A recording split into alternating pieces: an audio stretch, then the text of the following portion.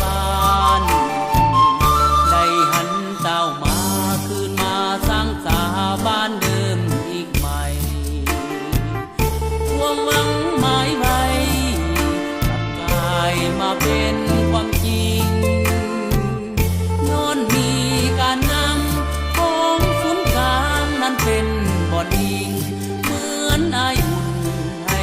เฮาฟิงความสุขทุกสิ่งยิ่งเกิดมีมา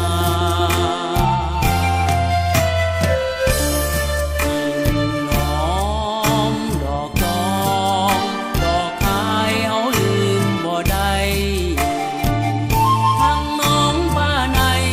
ของห่มไผ่แคบหน้าบ้านเฮาถึงว่าเดี๋ยวนี้จะหายหนีย้อนระเบิดไฟเผาบ่สาสองมือของเฮาอย่าสร้างเอาคืนมาอีกใหม่ให้เสียงพวงเฮาโฮมแมงกันเขาสร้างชีวิตใหม่สิ้นเวรเข็นหายบ่มีผู้ใดหาวีบ้านเกิดเสียงเฮาได้สิ้นความเหงาไปแล้วบาดนี้ชีวิตเศร้าเสียงทุกทีจะบ่ได้หนีไกลจากเมืองเสียง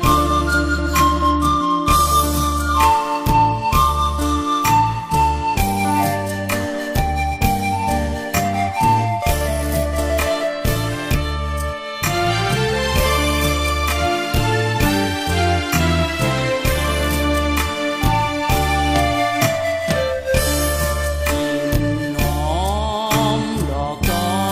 งดอกคายเฮาลืมบ่ได้ทั้งน้องป้าในของห่มไผ่แคบหน้าบ้านเฮาถึงว่าเดี๋ยวนี้จะหายหนีย้อนระเบิดไฟเผาบ่สาสองมือของเฮาอย่าสร้างเอาคืนมาอีกใหม่